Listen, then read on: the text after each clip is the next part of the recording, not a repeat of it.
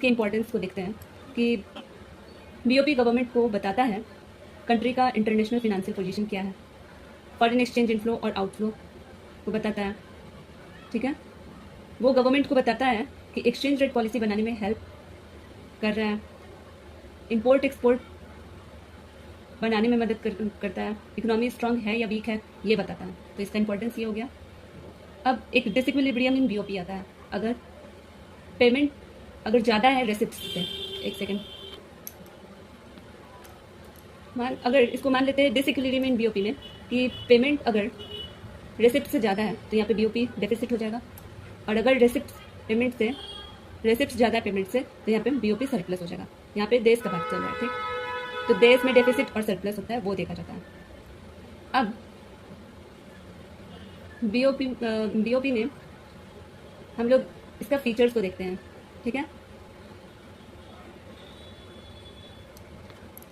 अब हम फीचर्स को समझते हैं। उसके पहले हम एक देश का पासबुक वाला एग्जांपल फिर से लेते हैं कि करंट अकाउंट में रोज क्या है कि रोज का इनकम और खर्चा होता है, ठीक है, उसको करंट अकाउंट में आता है। कैपिटल अकाउंट में घर खरीदना हो गया, ठीक है, फैक्ट्री बनाना हो गया, लोन लेना हो गया। एक तीसरा है ऑफिशियल रिजर्व, उसमें पिगी बैंक तोड़ना।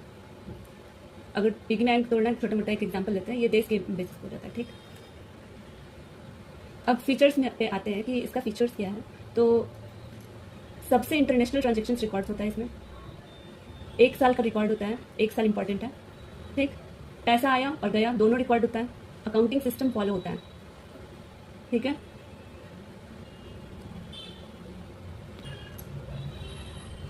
हम एक बार और कंपोनेंट्स ऑफ बीओपी को, क्योंकि बहुत इंपॉर्टेंट है, इसीलिए एक बार और अच्छे से समझाते हैं ताकि आप लोग का पूरा कंसेप्ट क्लियर हो जाए इसके बारे में। इसको और इंटरेस्टिंग तरीके से पढ़ते हैं। करेंट अकाउंट है, जैसे डेली किराना स्टोर हो गया, रोज दूध आया, सब्जी आया, सामान बेचा, ये करेंट अकाउंट है, ठीक। कैपिटल अकाउंट में नया घर बनाना हो गया, फैक्ट्री लगाना, लोन लेना, एफडीआई, एफपीआई, ये सब कैपिटल अकाउंट है, ठीक है। और तीसरा है official reserve account.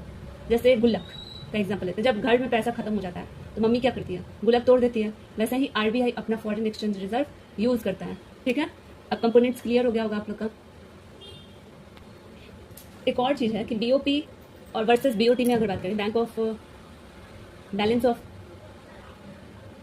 Payment versus balance of trade में, तो सबसे मजेदार एग्जांपल आ जाता है बीओटी में सिर्फ गुड्स आता है, ठीक है। उसमें भी जैसे एप्पल हो गया, राइस हो गया, कार हो गया, सामान जितना भी सब सामान है वो सब आ जाता है बीओटी में। और बीओपी में क्या आता है, गुड्स आ गया, सर्विसेज आ गया, इन्वेस्टमेंट आ गया, लोन आ गया, गिफ्ट आ गया, रेमिटेंस आ गया, ठीक है। ये सारा चीज अगर रहता है तो वो बीओपी होता है, बैलेंस ऑफ पेमेंट होता है। और मतलब कि सब कुछ आ जाता है बीओपी में।